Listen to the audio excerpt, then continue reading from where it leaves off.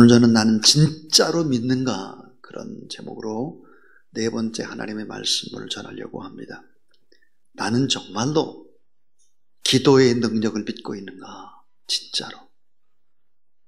나는 진짜로 기도가 응답된다는 사실을 믿고 있는가 하는 것입니다. 저는 기도는 과학을 초월한다라고 믿습니다. 과학.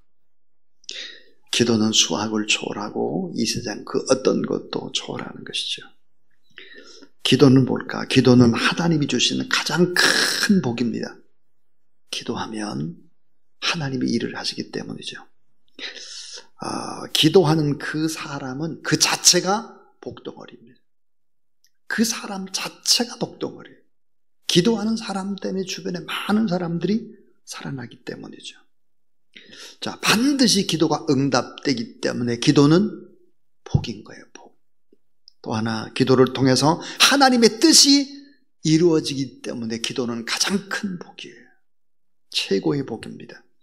이 기도는 무제한적인 하나님의 능력이기 때문에 이게 복입니다.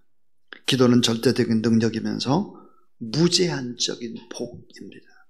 기도는 살아계신 하나님을 나타내는 현존의 복입니다.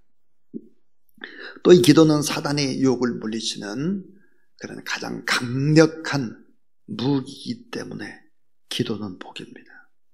자, 인생의 문제의 해답은 주님이 해답 되시고, 따라하세요. 문제의 답은 기도에 있다.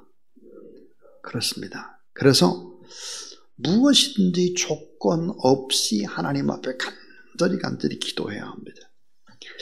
예수님께서는 공생애의 첫 번 시작을 기도로 시작을 하셨죠.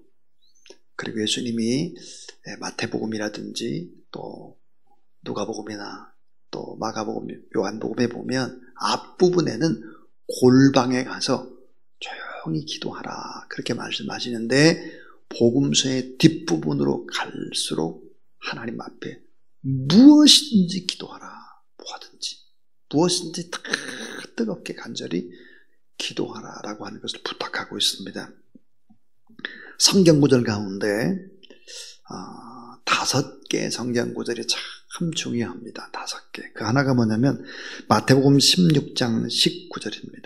다 따라하세요. 무엇이든지 풀면 풀리리라. 자, 무엇이든지 우리가 이 땅에서 기도하면 하나님께서 하늘에서 풀어주신다는 거예요. 이 땅의 문제도 풀어지는 거예요. 또 하나는 마태복음 21장 22절인데요. 무엇이든지 믿고 구하는 것은 다 받으리라. 무엇이든지 그랬습니다. 마가복음 11장 24절 무엇이든지 기도하고 구하는 것은 받은 줄로 믿으라. 그대로 되리라. 그랬고요. 요한복음 14장 14절도 무엇이든지 구하면 내가 시행하리라. 요한복음 15장 7절 따라하세요. 무엇이든지 원하는 대로 구하라. 그리하면 이루리라. 예.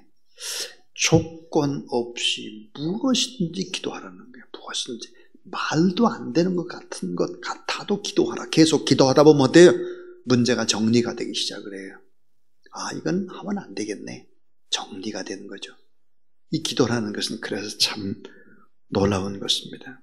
기도의 핵심은 포기하지 않는 지속적인 싸움입니다. 끝까지 믿고 나가는 거예요. 또 시험을 이겨내고 응답될 때까지 하나님의 말씀을 붙잡고 끈질기게 하나님 앞에 기도하는 것입니다.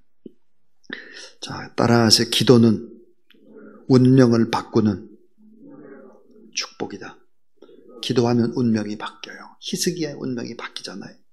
다윗의 운명, 야곱의 운명, 요셉의 운명, 다니엘의 운명 다 기도하니까 그 운명이 바뀌는 것입니다. 그러므로 이 기도라고 하는 것은 진짜 엄청난 위력이다 하는 거예요. 자, 기도의 현상은 뭘까요? 기도의 현상은 기도했는데 응답이 잘 안 되는 거예요. 현상이 자꾸 문제가 생기는 거예요.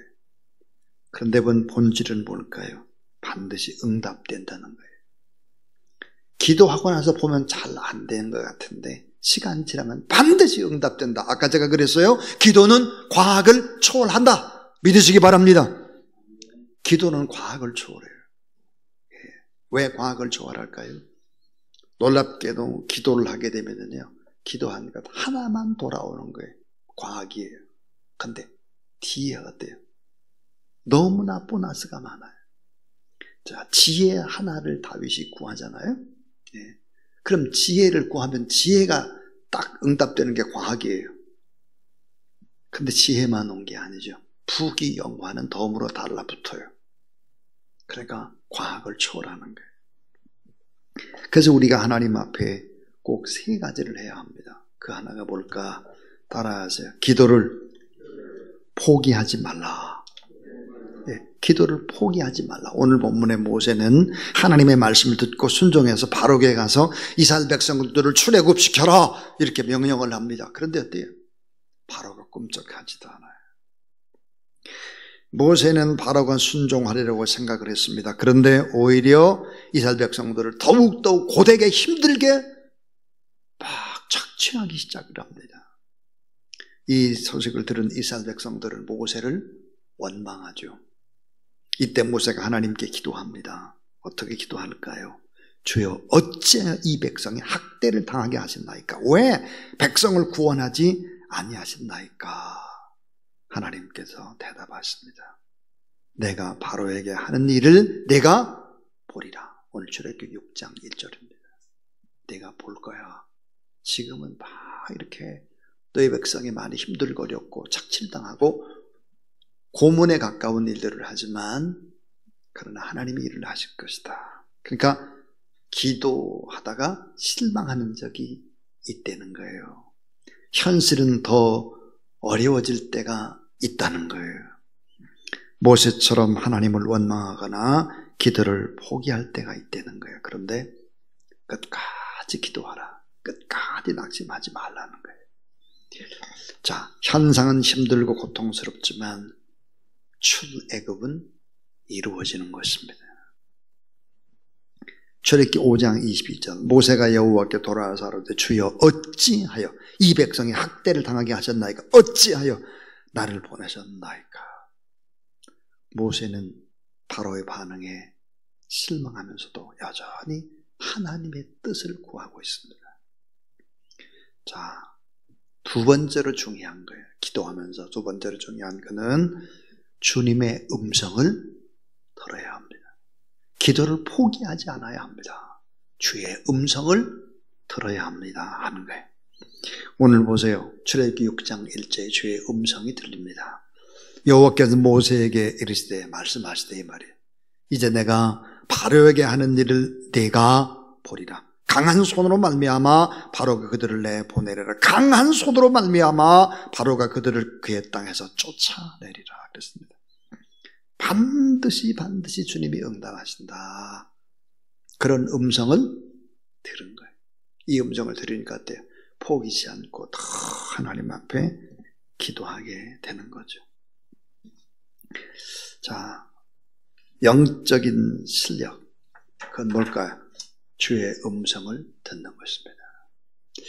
전 종종 이런 생각을 했습니다. 어떻게 바울은 저렇게 아름다운 복음의 삶을 살았을까? 깨달음이 하나 왔습니다. 그 깨달음이 뭘까? 나도 바울처럼 하나님의 음성을 들으면 저렇게 살겠구나. 그래서 하나님의 음성을 들으려고 많이 애를 쓰고 또 쓰고 있습니다. 자, 마지막 세 번째. 기도는 하나님이 반드시 응답하십니다 하는 거예요. 기도는 반드시 하나님이 응답하십니다 하는 거예요. 출애굽기 5장 23절에 내가 바로에게 들어가서 주의 이름으로 말한 후로부터 그가 이 백성을 더 학대하며 주께서도 주의 백성은 구원하지 아니하셨나이다.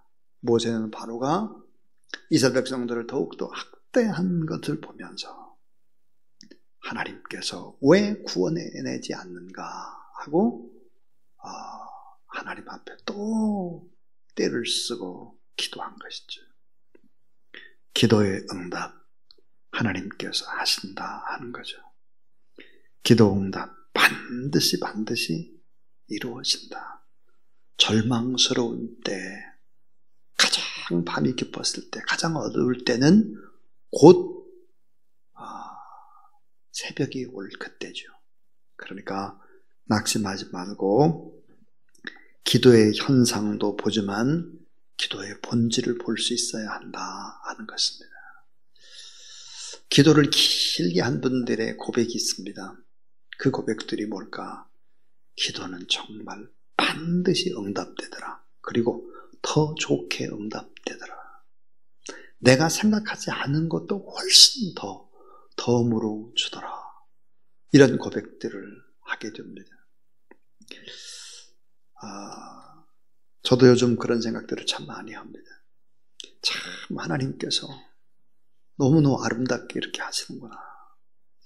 참 하나님은 내 모든 것들을 다 들어주셨구나. 종종 그런 대화를 합니다, 집에서. 정말 이해할 수 없는 부분까지 세세하게 하나님이 응답하셨다. 그렇게 고백을 할 수밖에 없습니다. 사랑하는 여러분, 오늘 나는 진짜로 믿는가? 그런 제목이었습니다. 진짜로. 하나님은 진짜로 우리가 기도하면 때로는 어려움이 있는 것 같지만 끝까지 기도하면 하나님이 음성 주시고 반드시 응답한다. 그러나 낙심치 말고 기도하는 저와 여러분 우리 모두 다 될 수 있기를 주의 이름으로 축원합니다.